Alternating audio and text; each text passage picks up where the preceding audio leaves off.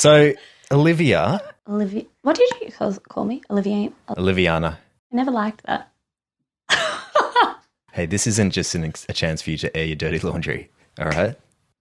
What didn't you like? Look, I thought it would be good to start with your background because being from the country is such a huge chunk of who you are. So tell me where you grew up. Well, I know, but tell the listener I know where you grew up. So country bumpkin at heart from good old Wagga Wagga. So all my family's from Wagga, but when I was 5, I moved to Holbrook, which is population nobody. There is a giant submarine there, so if you've driven between Melbourne and Sydney, that's the only thing people know it for. So lived in Holbrook for 5 years. There was one other girl in my year level, so we're talking small.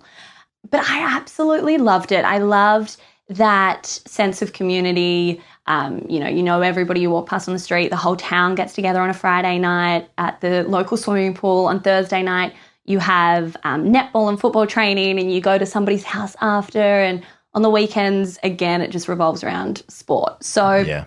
Did you know it was that small when you were that age? Like, did you know? I thought you meant, why did you move there? Did you know what you're getting yourself into? I'm like, I was 4, so no. Well, exactly. You're 4. You didn't know anything else. Did you realise that was a very quiet? I think I did because we would still go back and forth to Wagga a lot. And so for me, Wagga was this huge city. And really, now when I say I'm from Wagga, everyone's like, oh, such a country girl. And I'm like, Wagga's a city. Yeah. But no, I absolutely loved it. I did recognise that it was like small at the time. But I then moved to a country town in Victoria called Bacchusmarsh and was there for 2 years. And then when we moved back to Holbrook, because Mum got a principal's job there, it was too small that there wasn't a high school. So I actually went and lived with my grandparents for a year in Wagga. And that was amazing. Like I got time with them that I would never trade for the world, and it was so important and special. Did you feel a bit displaced? Did you miss your mum? Yeah, and I don't think she coped too well. I think I probably coped slightly better. Like I missed her, but it was, it's like going to boarding school, I suppose. So and I knew that it wasn't forever, so I was probably just like lapping it up. Another really cute thing, my mum had me, little detour, but she had me when she was about 21, 22, and surprise, I wasn't planned. But that's okay. What a gift. And was Paul and Anne, your parents, were they together at that point, or did they never get married or anything? Great question. I'm 32 and I asked them this last weekend. I was like, sorry, why did you split up? And Mum was like, we never really did. Dad was playing AFL. Mum was Wagga. She had me. She was studying. Had just moved to Holbrook, then he took another job somewhere else, and I was like, sorry. So for the last 32 years, you actually haven't broken up. It's a really unique relationship because they're on such good terms, and obviously your stepdad, Mac, is in the picture and has been for a long time, but he gets along well with Paul. And we are the modern family. Yeah. Like we couldn't be more blended. And I love it. Like I love that I kind of grew up having this almost Gilmore Girls relationship with my mum. She was like the spontaneous, crazy, fun, energetic one. And I was actually much more, you wouldn't believe it, but really like calm, organised, measured, really sensible. Did you have to be You're like that? What happened? what on earth happened? But do you think you had to be like that to compliment your mum? I think so. I think, there were a lot of things that Mum and I complement each other with. And so from such a young age, I think I'm very immature energetically. Like I am quite young at heart. But I feel, and correct me if I'm wrong, that I can be quite mature emotionally. Emotionally, yeah. I feel like I grew up quite quickly and in a really good way. But, my parents had this beautiful relationship while I was growing up, and I almost liked it that way. I almost didn't want to jeopardize or risk them getting back together and it going bad. And I think, for years and years and years, God, this is getting so personal. Sorry, Mum. But Mum was in these really great relationships, but I think she felt like she had to almost wait or see if there was something with Dad so that she could give me this family or this perfect family unit. And I was like, I don't need that. I don't want that. And I love the way things are. I love that you guys get along so well. I feel so much unconditional love from both of you that I actually don't need that family unit that we grew up thinking it needs to look a certain way. I think the most important thing is that they did get along well and they set that example for you guys. If I'm thinking back to my parents separating, probably the hardest thing for me was to see them become enemies. There's so many positives that came from it. There's definitely things that I notice in my relationships that I'm like, oh, maybe that isn't so normal. Maybe you don't need to be best friends with your ex, you know, like. Well, I mean, yeah, we still have such a good friendship, and I'm thinking maybe the reason for that is because your parents set such a good example in that you don't need to be enemies with your ex. Yeah, I hate you. This is actually a facade. But going back, what I was going to say is, yes, I was surprised, and, you know, Dad was away playing footy and. For the Swans? Swannies and Collingwood. I just find What's it like being the daughter of an athlete? Legends breed legends. Can kick a footy. No, but what I was just so inspired by is Mum, and so many other people would have done this as well, but Mum started uni when I was born. So I used to go to uni with her all the time, and it was like this running joke that I didn't need to go through uni again. Been there, done that. And what was really sweet is that all happened in Wagga. And then when I was starting school, it was also Mum's very first day of teaching. And so we started at this little school in a new town together, and we walked in holding hands. And we just looked at each other and were like, good luck. Oh, that's so lovely. And we just went into this new chapter together. So I admire both of my parents, but my mum's work ethic and dedication, I think when she was, you know, having me up until 2 days before, she was still working 3 jobs, you know, through the night, all through the day. Like she's a powerhouse. Yeah, she certainly is. So what grade was she teaching when you guys joined school the same day? Not my year. Okay. I think she was like one of the later year levels, but it was so cute. I was like, hi, Mum. So we started at because we moved around quite a bit, but yeah, we started at like every school together. Then when I went to uni, she was like, oh, you know what? I actually have been thinking about doing some lecturing, and Bendigo sounds okay. I was like, no. This is where we leave each other, Mum. You got to let me go. And then she popped out Lucy, so.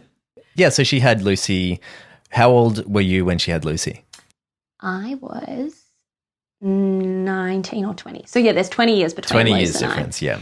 Yeah, so probably 19 when Mum found out she was pregnant. Yeah. So, you know, again, a beautiful surprise, but it's just funny because Mum always wanted more kids. I always wanted siblings, and she wanted that. It just didn't happen. And I think, you know, she'd been working around the clock from such a young age that she finally got to this point where I moved away for my second year of uni. I did my first year in Melbourne, and I just was so sick of the city, and I was like, get me out of here. So I transferred to the country campus, which everyone thought was a bit crazy, but I loved it. Yeah. Anyway, I left, and then Mum sort of gave up, I suppose, on having more kids, and you know, took her long service leave and was going to go traveling and just do something for herself for the first time in 20 years, right? Yeah. Not the case. Kidding. Yeah. So because, you know, she fell pregnant with Luce, and she's like the light of our lives. So yeah, she's the best. How old's Lucy now? Luce has just turned 13. Wow. Yeah. High school? Yeah, she started year 7 this year. Oh my gosh. I'm so protective. I'm like, is anyone being mean? Yeah. I will fly down there. This is the thing, because you were 21 when Lucy was born, and because you're so close to your mum, you kind of had a role as a second parent with Lucy, didn't you? Yeah, it's definitely a different sibling relationship, but we're super close, like, as you know. I then got my first job in TV, which was at the ABC in Melbourne. So I had been at uni for 3 years. And when I was moving back to Melbourne, Mum was like, why don't you just move back in home, like, while you work out which part of Melbourne you want to live in, and while you just settle into this new job, you know, just briefly. I go, okay. And so I moved back in, and there was a 2-year-old there. And so wild when it's just, you know, Mum and I for 19 years or whatever, when I was living at home, we'd go to school together, we'd come home together. And you then move back and there's a 2-year-old there. Yeah. It was definitely a lot because I'd gone into this new job and it was a kids show, so I was always high energy at work, and then I would come home and I almost felt guilty that I didn't have that same level of energy for them. Right. But yeah, I kind of had that second mum role for that year, which was really beautiful. And then it's so nice. And over the years, I just loved, I don't know, it was so cute having a little sister, and I was very protective, but not as much of a mum role. And now I've gone into the stage where she's like my little bestie, and she's a mini me, and we go on road trips, and she comes away with my friends and we go water skiing together on the back of the boat. And it's just, wonderful. I have so many moments that I'm like, this is my favourite stage. Like I always thought she'd get past like 6 or 7 and I'd be like, no, you're a bit annoying now, or like you're a bit sassy, or, you know, you've got a bit of attitude. Whereas now I'm like, oh, I just love you. You're like my friend as well. I love it. Yeah. So your relationship is just evolving. Yeah. It'll be interesting when she gets to that late teen stage, but probably the same thing. You'll just relate with her on a different level. I just hope she can confide in me. Yeah. Like that's my biggest thing, that I'm like, you can talk to me about anything. Yes. And whether that's going to happen or not, I just really hope she feels comfortable enough too, because, you know, I do a lot of work in the teen space, and, you know, we all know how tough it is to be a teen, but especially now. Like, God, I just cannot fathom it. Yeah. So I get really anxious thinking of her going through, you know, high school, and I just hope that, one, she's okay, which I know she will be, but secondly, that she can always turn to me. That she can talk to you. Well, So you guys Lulu, have if you're done. listening, darling, give me a call. Always feel free to reach out to your big sister. We'll go to your coaching soon, but you went to high school in Holbrook, didn't you? I went to high school 1 year in Wagga, and then because it was getting too hard, Mum and I being separated, she took a job at this big private school in Melbourne. Yeah. And that meant that for some reason I was then going to school there. And so off we went to the big smoke, and I cried for a year. Really? I had the most unbelievable year level. Everyone was so nice. I didn't get bullied. School was unbelievable. Like, we drove through the gates and I'm wearing my straw hat and my blazer and my pulled up socks, and, you know, I've only ever lived in the country. And I just turned to Mum and I said, we don't belong here. Like, what are we doing? And everything was amazing and everything was beautiful and the people were really kind, but I just felt so like a fish out of water. It wasn't that I hated it. I think it's just such a good metaphor for, like, change is difficult and it takes time to acclimatize, I suppose. And once I did, which I really found just involving myself in as many sports and co-curricular activities as like possible, because you really meet your like-minded, solid people. Yeah. I started to love it, and for the rest of high school, just loved school. Oh, cool. Oh, loved it. Great. Yeah, and I loved that I had the experience of what growing up in the country allows you to do, but then I had the opportunities of what the city was providing. Sure. Yeah. What did you want to do in high school? Do you remember what sort of career you wanted to pursue? Yeah. This won't surprise you. I wanted to be a singer or an actress or a dancer. And That's quite strange. Wouldn't have thought that at all. not theatrical, very shy. No, but something interesting is that I am very extroverted and very loud and very expressive. You are? Yes, surprise. But as a kid, I was quite chill. Like I said before, I was very much more my dad's personality, and I've grown into my mum. Trying to pull a bit more of my dad back into my life. All right, let's get a bit more chill. Yes, I wanted to be a singer or an actress or a dancer, but truly, like, I'd done maybe a few dance classes. I can hold a note, but I'm not a singer, and I wasn't really doing any acting, and I'm not good at acting. So I quickly realised that, okay, am I actually going to do that, or do I want to be that, or do I just love the idea of entertainment in some form?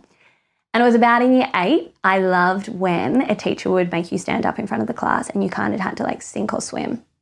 And if you didn't commit to just trying to convince everybody that what you're saying is correct, or hold your hold your own up there, you kind of fell apart. And I loved the adrenaline and, you know, the fear of it all, which is kind of messed up. But I've figured out that I loved that because I got to get up there and be completely myself, but a little bit more of a heightened version. And I got to speak passionately. And the more passionate and the more myself I was being, the more convincing I was. And I realized that that was presenting, because you get to entertain, but you get to tell a story, and you get to be real, and you get to be passionate, and you don't have to put on a mask. And for me, that was really exciting. So yeah, I knew that I wanted to be a presenter, and the rest of my year level did as well, from year 8. Wow. But in year 12, still wanted to be a presenter. Didn't know how to get into it. Looked into it and I thought, I don't want to do journalism. I didn't want to go and do a media degree because I looked and I thought, I just don't think it's practical enough that I can rock up with this on my resume. And you're like, absolutely, get in front of the camera. And I don't know, I just also, it's hard because I'm all like, if you believe in something and you dream big enough, just go do it and take the risks. But also this industry is so flippant and so risky, and there's just no promises. There isn't in any industry, I suppose, but you being an actor and in this whole world, you absolutely know it's really risky. It's not like you can get a degree and have a guaranteed job. No. Looked into what was available at uni, and there was a double degree of psych and occupational therapy, and I thought, I wouldn't mind doing occupational therapy, but I love psych at school, so may as well do the double. And I thought I'll go and do that and work on presenting. It got to sort of my 3rd year and people would say, oh, so you want to be a psychologist? And I was like, oh, no, I want to be a presenter. What makes you think that? They're like, oh, the 3 years of your psych degree.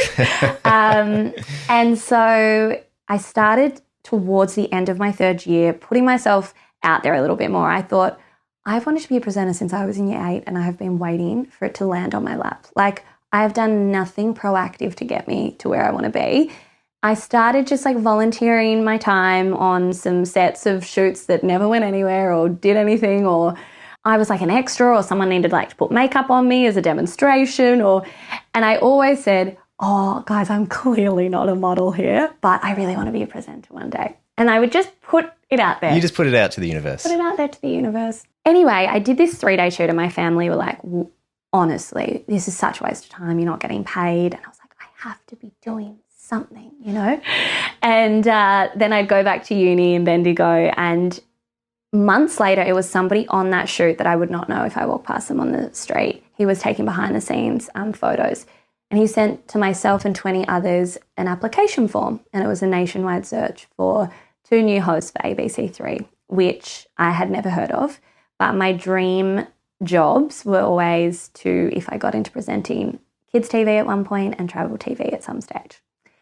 And I went home to my best friend who was doing nannying, and I said to her, have you heard of this thing called ABC3? And she was like, it is the biggest kids thing, channel, whatever you want to call it, show in Australia. She was like, it's almost like a cult. Like, kids are obsessed. I love it. But what was great about ABC is that it was for 6 to 16-year-olds. So they don't want you talking to them like an idiot. Right. They want you to be energetic and to be engaged, but they want to be like, g'day, guys, you know, you're watching Studio 3. Nick, what have you been up to today? Or like... So still yourself, just a heightened version. Heightened version, sillier version. Yeah. That's brilliant because it allows you to transition into more mainstream TV eventually. And so I put together this mishmash video of doing random things. The key thing with kids TV is you basically just have to not care what people think. You have to just sort of sell your soul and be really embarrassing. You've got to go large. Go big or go home, you know?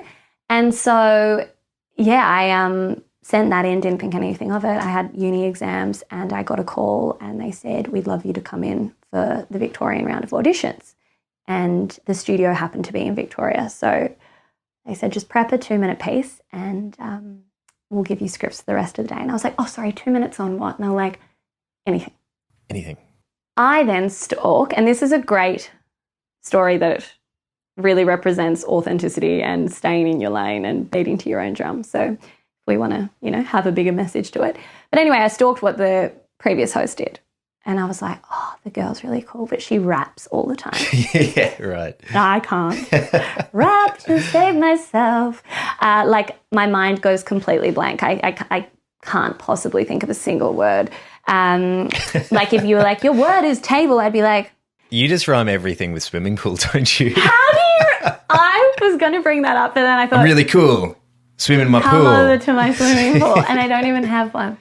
If I didn't know where to go, I'd just go, come on, everybody, come to my pool. I made up a rap and I rock up to this audition and, yeah, you know how I said, I loved when the teacher would get you up and you had to like sink or swim. I sunk. I couldn't, I'm like rock bottom, I'm on the seabed. And so I get into the studio and it's, proper, there's lights, there's 3 cameras, and they're like, start whenever you're ready. And it's like the head people of ABC were like, never been in front of a camera. With kids TV, it's dynamic, so it's like following you. It's like moving. Gotcha. Handheld camera. Wouldn't have minded a tripod. Yeah, yeah. So I thought that it was chasing me.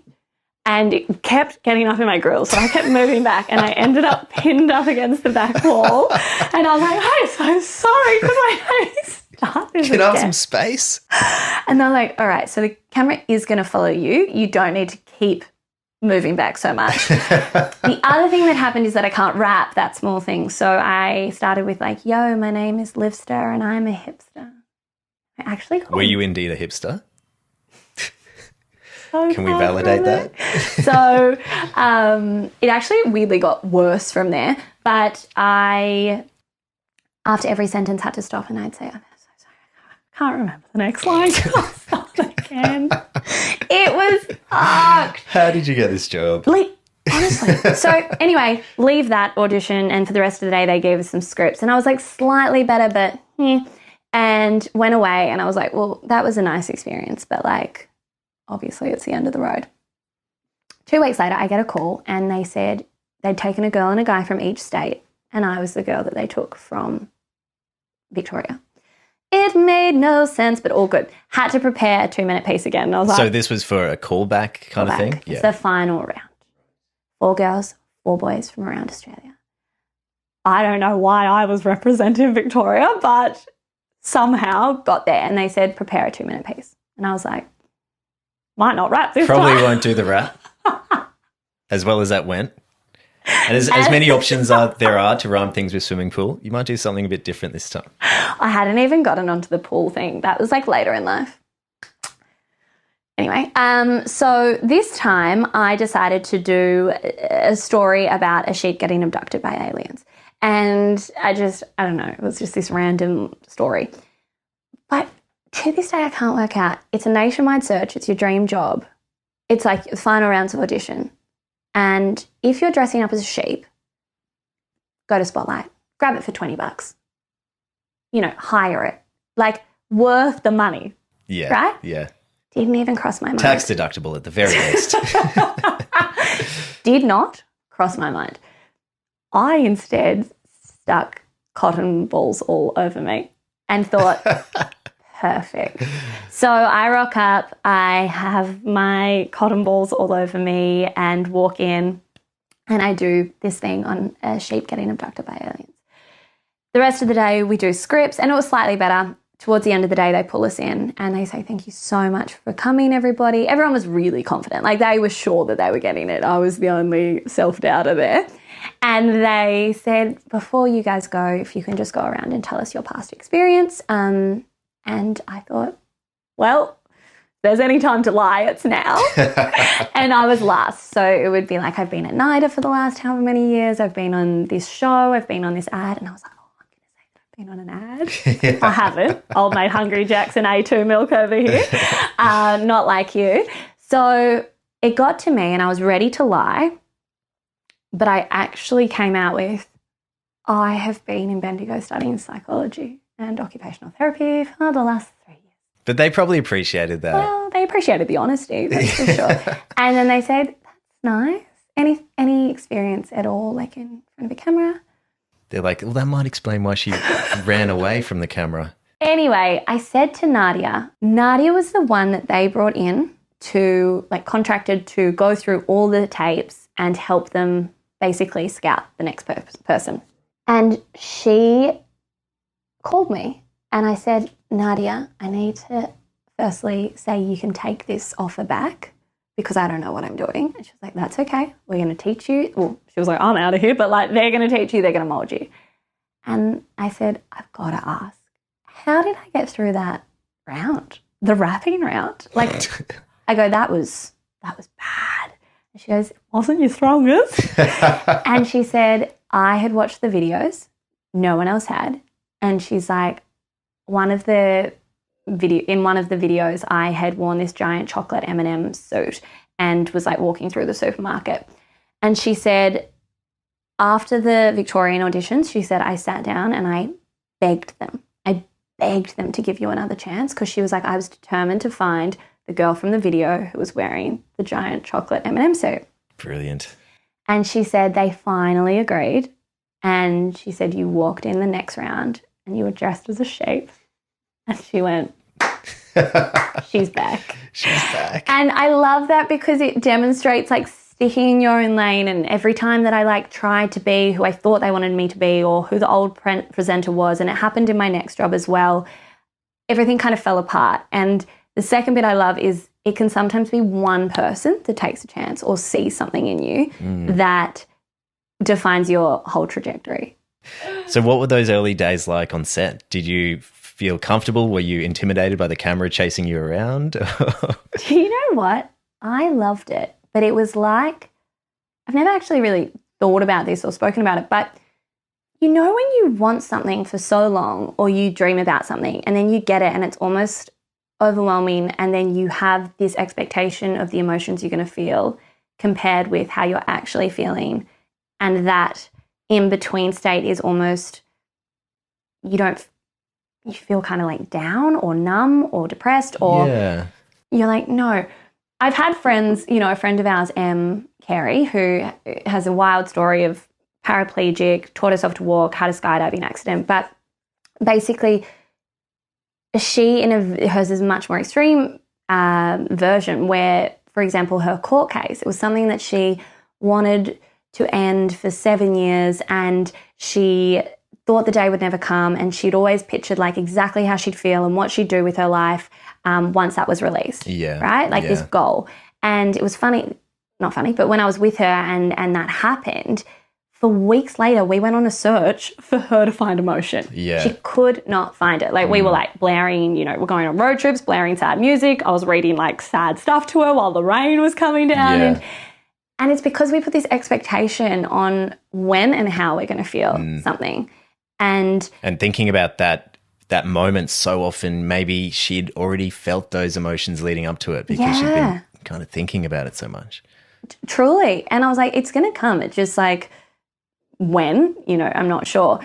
That's an absolute tangent. But what I was getting at is with that expectation versus reality, it was such a dream of mine, and it was probably even better than I could have imagined. It was so brilliant because for the first time in years, I felt like I was really learning and like up-leveling again. But it did get to a point where I felt like I needed more on maybe the purpose side. Like I was having fun, but I was like, what am I actually, apart from like making some kids smile, what am I giving back? Or like there was still this big like well-being, passionate side to me that I was like, that feels a bit trapped.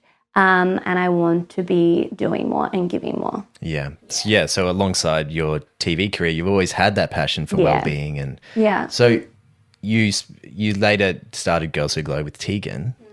So just briefly, Girls Who Glow is coaching for teen girls. Workshops for teen girls. Workshops, Yeah, covering, you know, exercise, body image, social media, nutrition, relationships, mental health. And you get some wonderful speakers in throughout the day. So many like incredible speakers that girls really look up to, whether that be on TV, on social media, or, you know, in the sporting field. And it's just really brilliant to have people that are so transparent to come in and go, okay, you see me in this light and you see my life as perfect, or this is how I actually feel, and this is how I actually navigate it, and this is how I, got through this tough time. And it just brings a realness to a world that can feel very manufactured, I suppose. Yeah, definitely. So I've had the privilege of being a fly on the wall at a Girls Who Glow. I helped set it up. And to see just how engaged the girls are and just how much love there is in that room is really cool. You could have won your tea towel dolls. Oh, yeah. Been part of it. Don't give me that idea. No, it's one of my proudest, and it's something I've done with Teagues, but achievements, and it's very much a passion project. But that came from, so I was at ABC for 4.5 years, loved it, could have stayed there for the rest of my life and been happy. But I was missing the wellbeing side of things. So I signed up and did integrative nutrition, which is health coaching course. It's based in New York, but you can do it from wherever. I started getting lots of messages from teens because I started to have this audience and a really strong audience of teenage girls. And so my social media started growing a little bit, and the messages that were coming through there was a lot of repetition around, social media, I suppose, and navigating that, but anxiety, depression, bullying, cyberbullying, especially eating disorders, like you name it, there was just this constant flood of messages from this demographic, and it was so confronting and heartbreaking. But I was kind of living this life where I was trying to get the most out of every day, and I was being really playful even as an adult, and I was doing activities that I loved, and I was listening to my body every day of, do I want to go for a walk? How do I want to move my body? How do I want to nourish my body? And it felt like a privilege to have such a balanced lifestyle. Yeah. You felt like you had some value to give around that. Yeah, I think I hadn't thought about that. I hadn't thought, I have value. I just sort of reflected on my life, and I was like, I'm really grateful that I am approaching health and, food and movement and playfulness and all of these aspects of life and career in a reasonably balanced way and a healthy way. Yeah. And then I was doing, this passion study, which was in the wellbeing space. And then I had this demographic, which was teens. And then they were coming to me with all these issues that they had. And I was like, I'm so passionate and I'm so in desperate need of helping.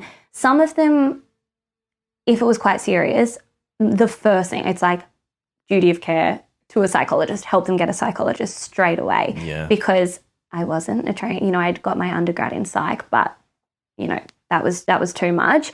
So I would support them in other ways. But it was one morning at 6 a.m. I was about to go for a walk quickly before work, and I opened up a message, and it was an essay from a young girl, and it brought me to tears and literally to my knees. Like I was sitting next to my bed just sobbing as I replied. Like it affected me so greatly. And I just had this moment, how you have your little like light bulb moments through life. And I thought, what am I doing? Like I just said before, I've got this demographic, I've got this passion, I've got this, these studies. I was doing psych and now I'm doing nutrition and health coaching. And why don't I do a full day workshop where I can cover the scope of what health and happiness actually is? Like I don't want to do something just on food. I don't want to do something just on exercise. Like it's so multidimensional. Holistic approach to it. Yeah. And I was like, I want to make it fun and I want to make it inspiring. And I felt so lit up, and it came from a moment of feeling so devastated and confronted, but it just felt right. It combined everything of all the things that I loved in all my worlds. Yeah. Setting up a workshop is such a big undertaking because there's so many moving parts. It's not something you can do by yourself. Yes. Is this where Teagues came into it? No, I thought I could do it by myself. Like I hadn't considered doing it with somebody else. I also love that it seemed frustrating that it took so long from idea to when I did the first workshop, that I was like, why did this take so long?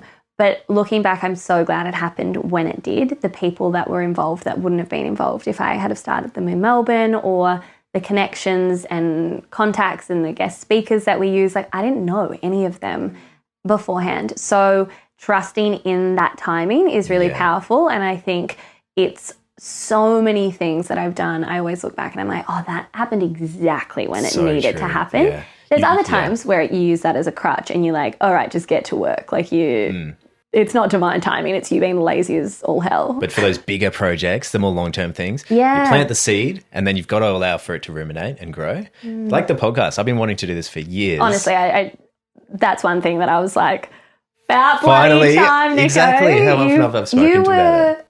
across the podcast way before anybody else because you were producing them. I've always loved podcasts. I just find it, I think it's the most profound medium. Well, for me, at least, that's where I get all of my value from. Yeah. And that longer form because you love like deep, real conversations. And you, years ago, when we were doing the dating, Is that introduce what voice is that? the dating, you were like, Liv, do a podcast before every single person is doing a podcast. And now every single person is doing a podcast and I am not. But I do think it doesn't matter how saturated it gets because everyone's got their own unique take. Yeah. And we're always looking for new podcasts. I know I'm always looking for new episodes. Yeah. But yeah, back to what we're saying. It's, Okay, yes, divine timing. Yeah. You plant the seed and allow a few years for it to grow because then all those things come into place and you can execute. Not only that, because there's something else like an app that I'm wanting to do that I'm like, why hasn't it happened yet? And why did I, keep going away from it? What I actually love is that every time I look back on it, even 2 years down the track, I am genuinely just as excited by it. And I believe in it just as much. And I think that's a really good test because you know that there's longevity and substance. And if I had brought it out when I wanted to, it would have been brilliant because it would have been so helpful through COVID for a lot of people. But I also didn't want to create a COVID app. True. Do you know what I mean? Yeah. Like I did because it would have done well. But I love the fact that 2 years down the track, I can be like, people still need it. Yes. And so I think knowing that if you have this grand idea, that when you come back to it, if it still excites you, you know that there's substance to it. That's a sign of a good app, Totally. a good idea, something that's going to have longevity and will keep your interest over time. Yeah. Because especially for an app, you do need full interest. You need it to, all the time. To be a passion all the time. What sort of areas will the app cover? Will it be, again, a sort of holistic approach to health and lifestyle? Yeah, for sure. It's something that I've chatted to you about like over the years because it is that holistic well-being, which I feel like you're equally as passionate about. But it's probably more women focused. But you're pretty feminine. I don't know if you've seen the woman living downstairs. She's got a tea-towel wig. So right up your alley. We don't discriminate. But yeah, just sort of habits and accountability. And it's more the format and the layout and kind of having a one-stop shop. But yeah, it's a very cool. But here we go. But going back to Girls Who Glow, that was something that the same thing. Every time I sort of circled back to it, I was equally as passionate and excited by it. And I'd get scared and, that whole roller coaster. But 6 months later, I got the job on The Loop, which was a music show up in Sydney. So I moved, and again, I had that change of city, I'd kind of, over 5 years, worked my way up at ABC, not in terms of like positions, I was still the host, but I mean in terms of at the start, I was completely green. I was petrified. I was learning my scripts the night before. Whereas at the end, it's something that you can do with your eyes closed, and it felt so second nature. And I loved that aspect, but I'd always promised myself to not become super complacent. And I was at that stage. And so when this opportunity came up, I took it and I was so grateful for it. I was devastated to leave somewhere that felt so safe and like family and that I was really capable and really competent. Yeah. And then I moved to Channel 10 and it was completely different. We were writing our own scripts. We were only filming a couple of hours a week. It was a much more producing. I was in an office. Everything was very different. And I was all of a sudden such a small fish in this big pond again. You were going to work with Sandra Sully, Matt Burke, all these huge TV personalities. I remember I was 25 when I started at 10 and I hopped in, I think it was like my second week there. There was like a big network event, and I got put in a car with Sandra Sully. And I was like, oh, this is so exciting. Like, how long have you worked at 10 for? She said, 25 years. I said, no way. I'm 25 years old. That's how long I've been alive for. She said, oh, I think it's time for you to get out of the car. And I knew that I'd said the wrong thing as soon as it came out of my mouth. But we had a great relationship. I absolutely love Sandra Sully so much, Queen Sandra. But when I moved to Sydney and started at Channel 10, I think I then went into readjusting to that. It was all very exciting. Sydney's much more of a rat race. Like, all the events happen here. This job was also much more commercial. So ABC, I wasn't really going to events. I wasn't allowed to do anything brand related, endorsement wise. So you couldn't do any brand deals? Nothing. Yeah, okay. Nothing. And I loved it. I loved that, like, all I did was do a job that I love and go home, do some yoga. Yeah, the simplicity of that's really nice. I was so healthy. Was your Instagram a thing back in that day? Hadn't really taken on yet. Yeah, it was all quite new. I didn't have that many followers, but I still posted just like I do now, just things that I do during the week, or, a mix of family stuff and activities and beach, some work things. Like, and just chuck a mean filter on it back in the day. Just filter it up. Oh, far out, oversaturation to the max. Like, still do, to be honest, guilty. I've probably sat on the Girls Who Glow idea for maybe 6, 8 months, almost 12 months by this stage. And I still didn't really know where to start. I felt like there was too much noise and everything going on now in Sydney and readjusting to that. But then I met Teagsy at an event, and she had worked on Saturday Disney. So, the rival kids channel.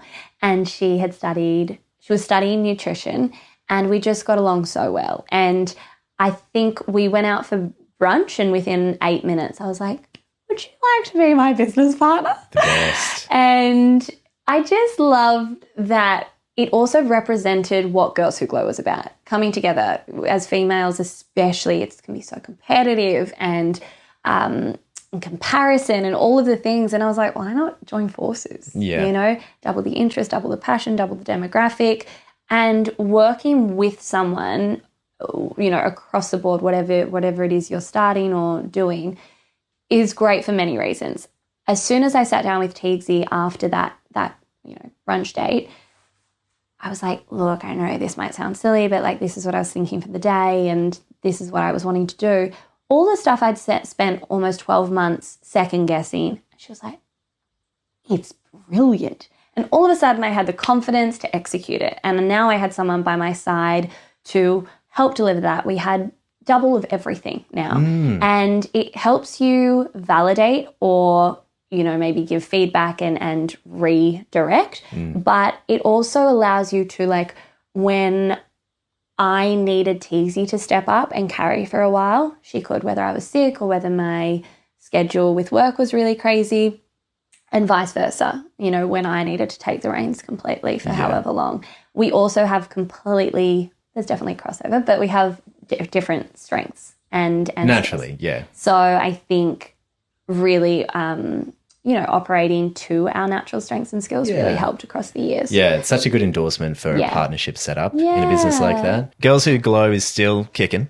And in addition to that, in the last couple of years, you've set up Live Your Life, which is where you're coaching, and you've also set up a few retreats, is that right? And my name's Liv. L-I-V, Did you get Your that? Life. Yeah. I know that you've been wanting to pull off that pun for a long time, so congratulations for finally doing it. It's the only reason I'm coaching. How's the coaching experience been? Did you have any imposter syndrome stepping into that? Absolutely. Don't we all have imposter syndrome? All the time. Great. Just wanted to make sure.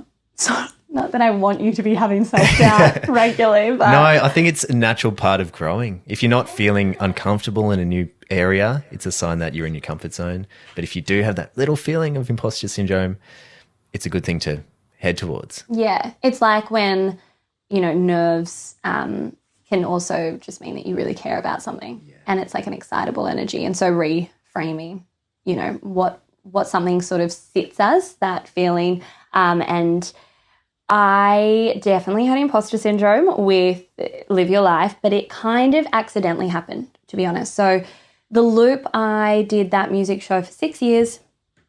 Loved it, but the show came to a close start of 2020, very start. And then I was going into Channel 10's new travel show. So I'd done a few shoots already. We'd done Japan a couple of times and done some shoots in New Zealand.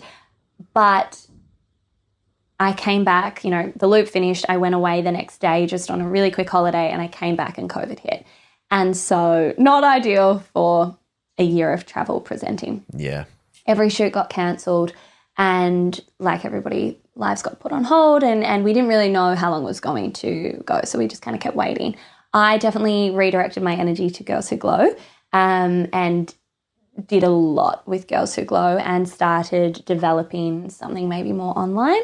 And then it actually took a different direction and grew to be something that was more for women of all ages and probably an older demographic, and something that I was desperately searching for to support me through COVID. Yep. And that's the app that I was talking about earlier. Yeah. So started working on that a lot. I then went up to the Gold Coast when we were allowed to travel, and they then closed the border, and I decided to stay on the other side. So 3 days turned into 5 months. And while I was there, I worked on a lifestyle range with my best mate, Em. You were living with Em. Em Carey, yeah. So now the app got put on hold and now I'm focusing all my energy on this and we're trying to get it out by Christmas. And so I also just want to touch on perception. And so that year, people knew me as someone that had worked in TV for 11 years straight, very lucky to have been contracted for that many years full time, to not being on TV. And so even my family and like close friends, whenever I would see someone or, at Christmas at the end of that, 2020, at the end of the year, everyone's like, oh, you haven't done anything all year. Like, you must be so bored. Are you living on the street? Have you made no money? Like, everyone spent the entire year being so stressed for me and concerned. And that's nice in terms of, I was sad that the travel TV didn't happen or whatever it was. But what was so interesting is that no one could see that I was working the hardest I'd ever worked or was the most passionate on projects that I'd ever been. And I realized once I got to the end of that year and I took my foot off the accelerator and realized I'd just been on this hamster wheel. Yes, a part of it was that I was really excited and I was channeling all my energy into these projects that I was really excited about and wanted to get off the ground. Everything about that was genuine. Do not get me wrong. But if I'm being completely honest with me, there was a part of me that was absolutely pedaling so fast paced out of ego and out of the fact that I'm someone that has to be doing and achieving and being productive to feel settled and happy. Like I just do. To feel worthwhile and to feel enough. Like I can't just be not doing much. Like I have to be moving towards something. And I think that's not always a good thing. I don't think that's necessarily super healthy. Yeah, because sometimes being busy doesn't actually equal 100%. Yeah. So but the ego side of things, I felt like I had to show people, I had to be like, and here's the range, that's where I've been, or like, here's the app, or here's a whole new online program for Girls Who Glow. And it got to the end of the year and all the manufacturing wasn't going to happen in time, and Em started writing her book, and I just kept pushing and pushing. And it's so interesting to know when to have resilience and grit when you're starting something, and it's so important to know when you need to pull back and when you need to call it quits, because sometimes it's just so many signs to be like, this isn't for you. And I was devastated because a lot of things had subconsciously filed as failure. Consciously, I was like, great, the Loop finished because, these reasons, which had nothing to do with us. Ratings-wise, it was doing the best it had done, in years. I couldn't control COVID hitting, so that's why that show got taken away. I then spent, months working on a massive charity fundraiser for the bushfires with every big Australian artist. I just woke up one day and I was like, I'll do that small thing. Yeah. And had, everything booked, like Bondi Pavilion, like everything. It was going to be huge, way too big. I don't know what I was doing, but at the very final moment, like every sponsor was there, you know, like every drink thing was it. The council called and they're like, we're so sorry, we got the permit wrong. And everything got pulled. And it was one of those things that every time something pushed me back with that, I kept showing back up and finding a way to problem solve. And I was really proud of that. But when the final rug got pulled out, I was like, oh my God. There's nothing you I've can just do. poured so much time and effort into this thing that was going to do so much good and bring so many people together. And now I've wasted people's time. I've, you know, and again, consciously, I know that that has nothing to do with me. But again, it was also something that I couldn't see the outcome of it because it got pulled before it began. Yeah. And then I went into, you know, the app, and as much as that didn't disappear or fail, I redirected my time and energy, and then the lifestyle range, and that didn't happen for whatever reasons. And so ego-wise, it was really hard to be like, I have nothing to show. And so people think I am living on the streets and that I have been literally like twiddling my thumbs this whole year, but I've never worked harder. Yeah. And, you know, I think I really struggled with this underlying subconscious feeling of failure. And when the final thing happened at the end of December and the lifestyle range wasn't going to come about, I did a session with a kinesiologist and she was like, you are devastated. And she goes, it's not about that. It's like, it's not about that this thing needed to happen for you. She goes, it was just the final straw. Really? And I remember so clearly, I got an email back and they said, we won't be able to get it done until March or April next year. And it was maybe 2 weeks or a week before Christmas. And I just had tears down my face. And I closed my laptop and I pushed back from my desk and I went, no more. No more hustling, no more chasing, no more trying to prove myself, no more trying to create, like just for now, and such a brilliant time to do it. Everyone like knocks off for Christmas anyway. I'm just going to just be.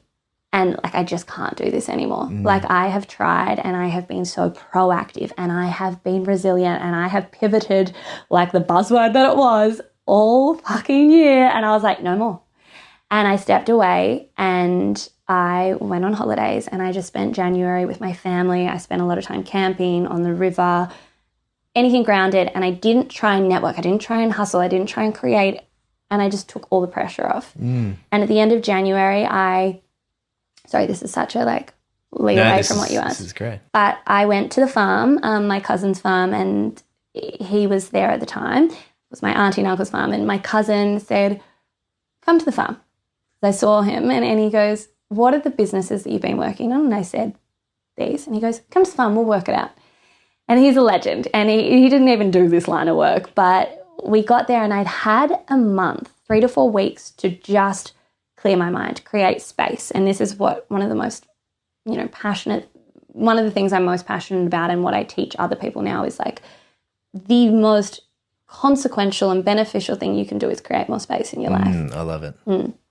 And so I went there and I felt so much lighter and I had the capacity and the energy to actually relook at things. And he goes, I don't know why he calls me Peg, but he's like, Peg, this is going to be easy. So he puts this massive piece of thick plastic across an entire wall. So like the entire wall like here. And he goes, all right, tell me everything that you have done, like in the past, like what you've worked on, whether that be TV shows or Girls Who Glow or blah, blah, blah, what you're currently working on or want to do and what you'd love to do in the future. Jots it all down. And then also things like what skills do you want to develop? What do you want to study? Like what, you know, hobbies do you want to take up? What exercise do you want to be doing? Sort of what is your time going to be going towards? So we put it all down and he goes, oh, fuck. He's like, I get it now. He was like, yes, you're spinning too many plates, but it is really fucking hard to know which one to cut. For sure. And I went, I know. And I said, but something has to go. And he was like, absolutely.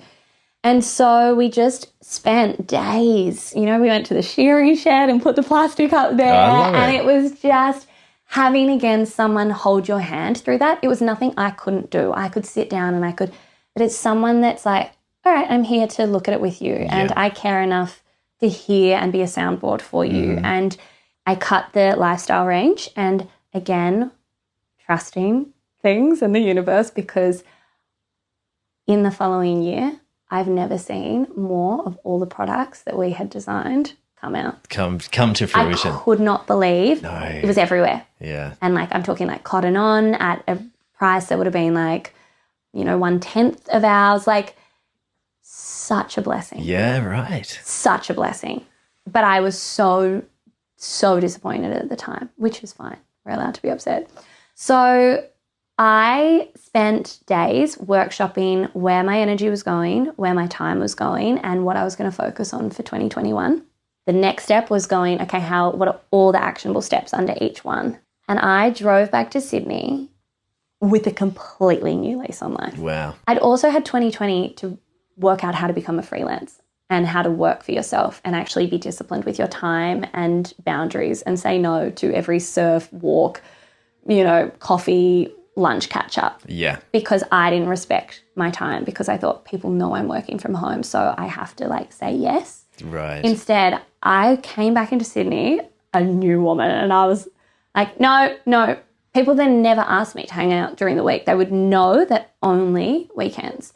And I got routine and I got workflow, and I just became so creative, because all of a sudden I had given myself time and space to unlock that creativity and a business brain. And obviously I didn't know everything, but I was much more business minded than I gave myself credit for. Of course, yeah. And also we went into a 6-month lockdown, and that really helped because I didn't run away and fill my time with people, places and things. I slept better. I just was so proud of the version I was. Yes. And I was completely single. I just didn't mask anything with jumping on a plane or going on a date, or there was nothing to hide behind. Yeah. And so I'd kind of done all the facing shit through 2020. Yeah. Learning, having setbacks, navigating, pivoting, realigning, testing all these different business ideas, coming out of, certain relationships, grieving other things that had happened in the past that I hadn't allowed to come through. And then 2021, I got to just go full flight. Go crazy. Yeah. It's a really good lesson. What I love about it is that, in the face of uncertainty, when the loop stopped, that travel show didn't become an option anymore. You're right. The ego sees that, and through fear just wants to work overdrive and hustle and get things done. But instead you eventually took space, you took time off, and just allowed things to come to you. And that allowed you to reorder your life and then come back for a new stage, a new chapter with this whole refreshed perspective. Yeah, I think sometimes you've got to go slower to go faster. And I was working mainly on the app, so that was my number one priority. And this is how Live Your Life kind of came about. I was working on the app, and I had been on and off for a year. And so I was sort of coming back to it, and I knew exactly what I wanted it to have. I was really, really, really clear on the features. But I started working with a friend who was sort of a mentor and a business coach, and Christy Whitehill, she's brilliant. And she was like, I need you to go back and do your market research. And I was like, nah, I know what I want in it. Who needs that? I was like, my opinion matters. And she was like, no, everyone's opinion matters. And I was like, and that's such a hard piece of it, isn't it? Because you've got such a good idea of what your audience wants to this point, but you still have to go back. I'm like, don't I want what I want? Yeah. It's so narcissistic. I think we're all like that. I put out something on Instagram, and I was like, look, I'm working on something that has to do with habits and blah, blah, blah. I didn't say an app. I didn't say what it would involve, but I said I'd love it if anyone was available to do some market research and just have a chat for half an hour or whatever.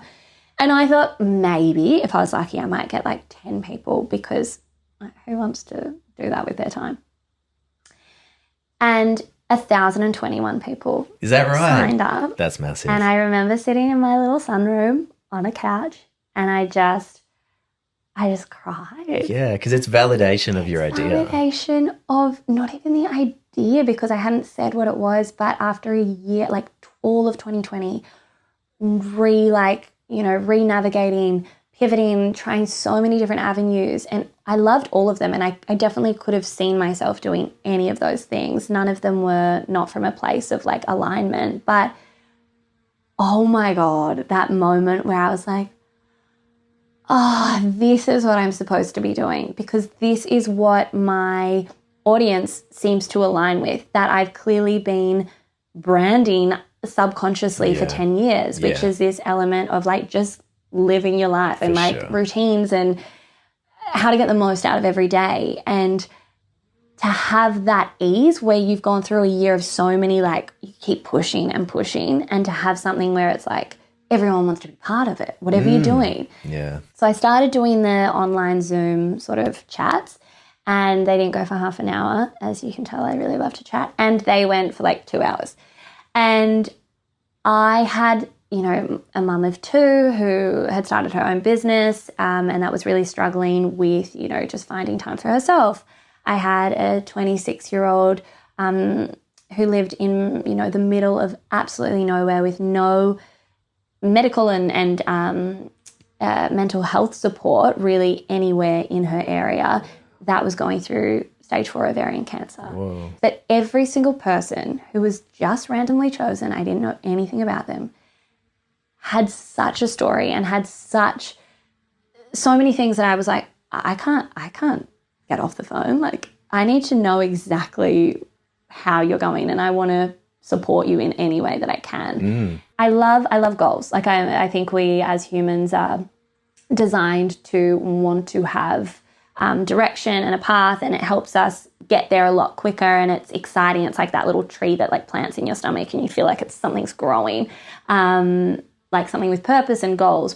But I think you kind of want to have like a loose grip on your goals. Sure. So that when these things come up, like, you know, an audition for ABC3 when I was in the middle of psychology exams, or when life coaching comes up when I'm really deep in about to do an app. Like, it's sometimes not being so hyper-focused that you don't go down a path that's so much more suited or much more organic for you. Yeah, so that you can keep your awareness open to new opportunities coming in. Like, set your intention, but be open to anything that comes through.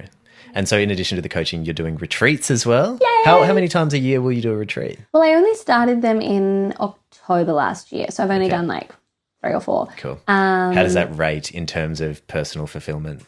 It's perfect. So the one in October, the first one, I was like, oh, you know, I should be doing breakout sessions and facilitating things. But I was like, you know what? It was towards the end of the year, so maybe it was October or November. And I was like, people actually just want to have fun.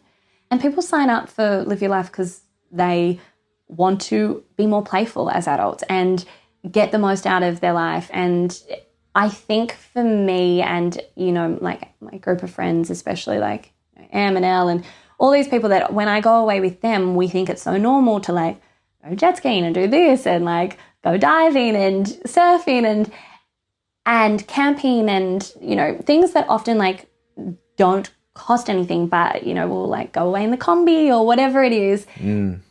But someone was like, that isn't actually really normal for other people. So stop overcomplicating it and design like a weekend, a 3 to 4 day weekend that you would just naturally go and do all your favorite things in it. That's what people want to be part of. They want to be part of your favorite girls' weekend away. Yes. It's activities, it's relaxation, it's fun, it's real conversations.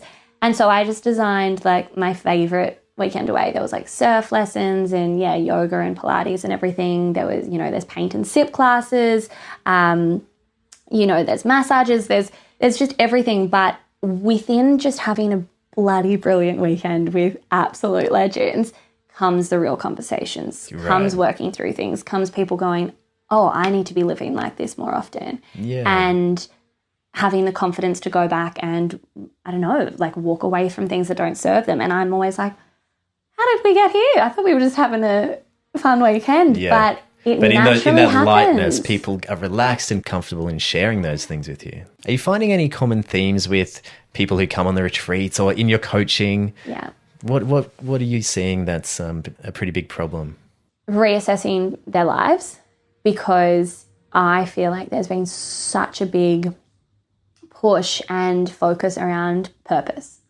And that's brilliant. We want to be feeling more fulfilled and more aligned, but I think purpose can also be really overused. I think it can be very, I think it can be a really loaded word. Yeah. And people are like, oh my God, I'm not serving the entire world. Yeah. And like, oh my God, I've got to have this purpose. And it's this like big, grand statement, right? And so a lot of people that come to me are super lost in what they want to do, or they don't feel fulfilled, or don't feel like they're living with purpose. And what's really beautiful, like it's a 12-week course, so we sort of get more to the purpose side of things later on in the piece. I'm like, oh, we got to like, before we start setting goals or figuring out purpose and doing all the fun stuff, I was like, we sort of got to shift through some shit and bring some stuff up and really get to some core issues. So it's not fluffy. Like, I think a lot of people are like, and then it's like goals Positive affirmations. I'm like, fuck the affirmations. Yeah, I was like, let's good. get real here. Yeah. That's where the growth is. Yeah, so we don't sort of tackle purpose until like literally week 8. Do you know what I mean? Like, we've brought more space into our life. We've tackled all of our habits. We've brought up a lot of like trauma and like, you know, we've dealt with so many different things. And I'm like, now we have a bit of clarity. And what I love is that so often, like I can almost guarantee when people first start doing the purpose stuff, they're like, and this is my purpose. And I was like, that's nice. I call bullshit. Really? Every time. I'm like, who's that purpose for? Is it society? Is it your boyfriend? Is it You're trying to please your parents? Yeah. Literally, like someone the other day said to me, so like my purpose is to give love and to serve others, but I don't need to be liked or loved or something like that. And I was like, okay, cool. So that's a protective mechanism because love has burnt you and it has hurt you and it's not safe. And I was like, I'm so sorry. Like, call me out if I'm absolutely like wrong, but you love and you absolutely want it and you deserve it. But why do you feel like you're only allowed to give it? And I was like, it's absolutely out of protection. She was like, yes. Maybe. And so she went away and she sort of like explored, and I gave her lots of questions to sort of work through and journal on, and she came back and she definitely like redirected a bit. And I was like, okay, now I need you to go and expand on both of them. Like, what does that love that is going out and how you're serving others, like what are those strengths and skills you're using? Like, what are you giving and how are you doing it? And then the other side of it, what does that love that you kind of need and you only, like, what does that feel like and how are you letting it in? And do you know what I mean? Like, it's just helping people get to themselves. Yeah. Do you know what I mean? Like, it's absolutely all of these things that we discuss and what people actually want and clarity, you know, it's in them. It's just that there's so much rubble and shit and societal expectations and trauma and conditioning that it just takes sometimes sifting through that. Peeling away the layers. Yeah. I believe that too. Our potential is inside everybody. It's just peeling away the layers to identify that and allow ourselves to step into that. Like little onions. We're all just little onions. I got some tears sometimes. I'm just like the least onion person ever because I'm like, what you see is what you get. I'm like, I wish I was more of an onion. I'm complex in other ways. You're complex in other ways. So if someone's keen, I'm so glad you're doing this coaching work. You're perfect for it. Are you taking on clients at the moment? Or if someone was interested in an upcoming retreat, where can they find more information? That's a great question. It's currently, a website is being built because I don't know why I've been doing this for years and I still don't have a website. But I am currently finalising the next retreat, but it'll be sort of at September, October time. Nice. So keep an eye out for that, but I haven't promoted it yet.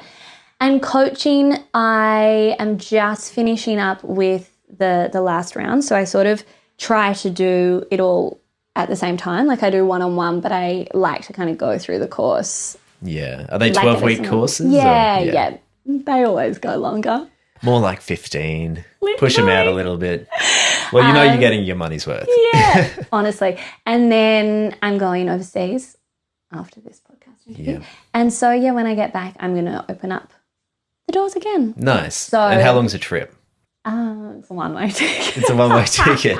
Potentially a month, right? You were saying? Oh, yeah. It'll be at least a month. So I love how you're using these moments to step away from your life, step away from structure and routine, and that'll help you find balance when you come back. It's funny because I was so displaced last year. Like I as I've spoken to you, I kind of moved out accidentally for 2 months and it turned into 15 months.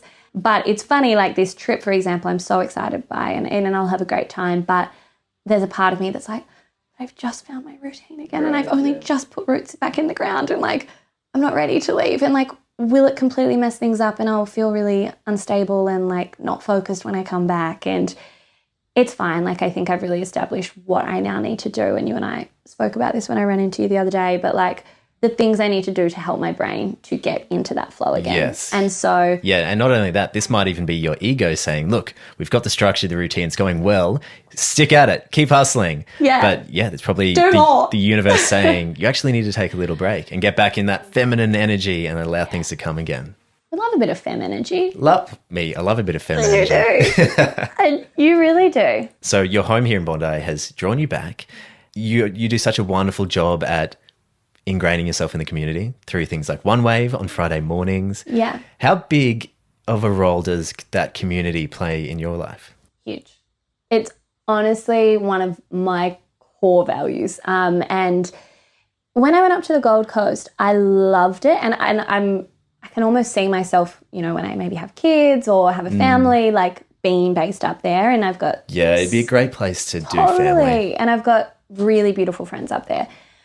But there's something about Bondi that kind of has it all for me in terms of I love the country because of that deep, deep community feel of running into the familiar faces and knowing that you've got support and I don't know, I'm obsessed. Yeah. But I also love the beach and the ocean, and that's a non-negotiable for wherever I live now. And then the last bit is having that energy and where you need to be for work. So I think in the line of work that we do, it is really helpful to be near a city of some sort.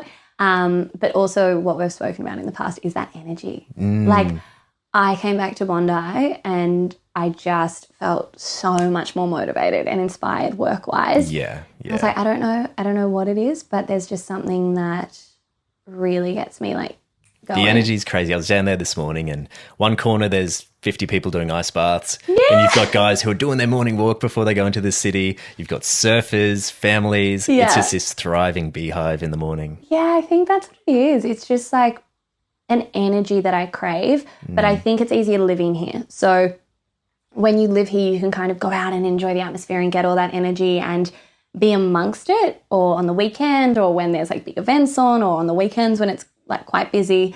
But then you just get to like walk back to your apartment and be like, all right, I'm doing my thing now. And like I'm away from it. Yes.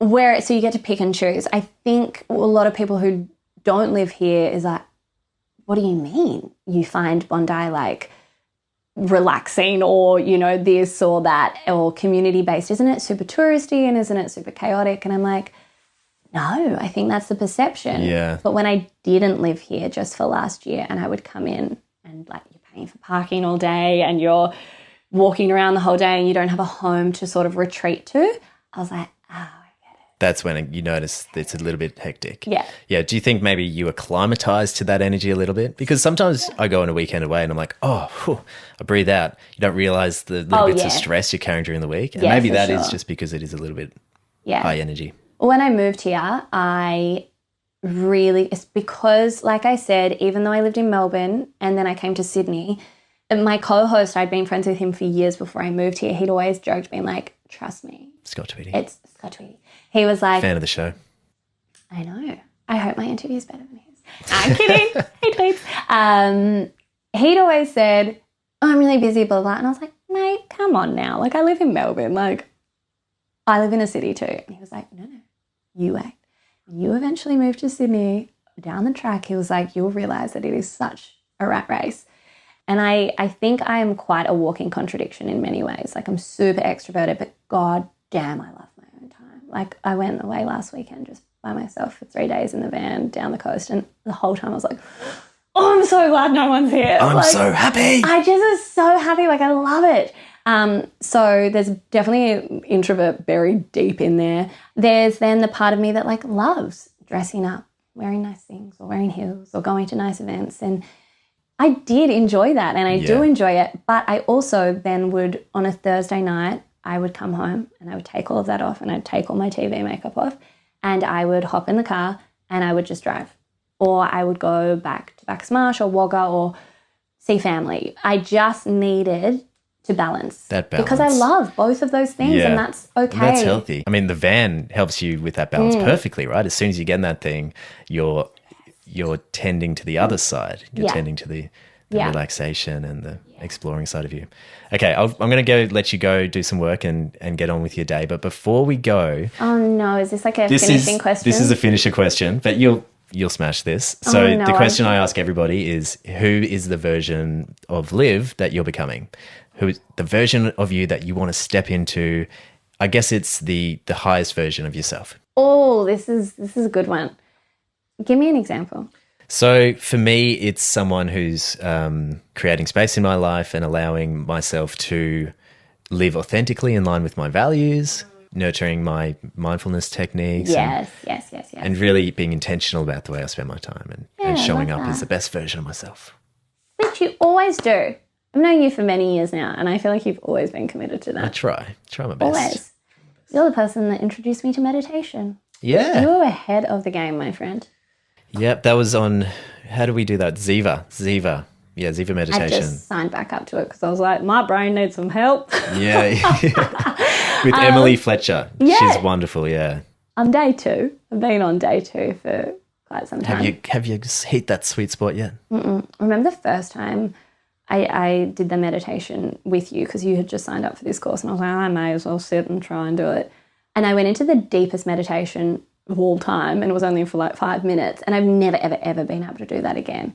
Are you trying to get to that place? Because maybe you won't get there again. Maybe that was just the first time and everything's coming out. It was interesting what happened to me versus what happened to you over the next little period, because I found it like a detox and I was exhausted and felt like I'd been hit by a bus for weeks. And she said, for those who are so high in, their adrenals and lack of sleep and stress, the come down, which is what meditation helps with, will be like this detox and you will just feel exhausted. Right. Whereas I feel like you're pretty good, you got sleep, you kind of managed your stress quite well, and so it just energized you. Here's me avoiding the question.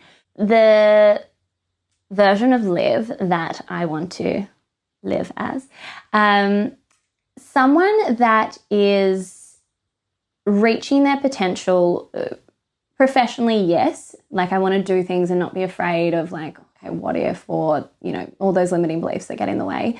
But especially as a person, and I think this is what you kind of touched on, I have said I was really struggling sort of just working at the level that I know I can work at and thinking the way I know that I can think. And all of the things that were standing in the way of that and not allowing my brain to properly work and to not be feeling productive and in flow were all things that I could call bullshit on. I was like, you're standing in your own way. There's so many things that I can take control of. So really implementing those in my life and allowing myself to feel lighter and to create that space. But I suppose I'll just say the word or the couple of words for this year is kind of what I'm focusing on. And it is peace and passion. So it originally was peace because I don't mean in a peace. That's also nice. But I mean in terms of last year was so chaotic, and the year before I'd learned how instrumental it is to have that state of peace, of non-reactivity, of a calm nervous system. And that's what I mean. I'm I want to have a calm nervous system. I think it is the most attractive thing in the world now. And I naturally gravitate and can do fun and opportunities and saying yes. So that's not something that I need to focus on. It's actually focusing on maybe pulling back or putting more boundaries up or slowing down. So peace and feeling grounded, and whether that be routine, having a home again, whatever it is, was my main focus. But the reason I brought in passion is because I don't mean so peaceful and rested that you're not actually doing stuff that light you up and are passionate about. So I think having those two creates a really beautiful, healthy energy rather than a chaotic energy. Yeah. Brilliant answer. I love that. I don't know if that answered your question. No, definitely. You smashed that. Well, Livy, thank you so much for coming on. I really appreciate you. And have a wonderful trip. Thanks. Do we like high five or something? Well, you're a bit far away. We could do foot five. That's fucked. I meant with your foot. Oh.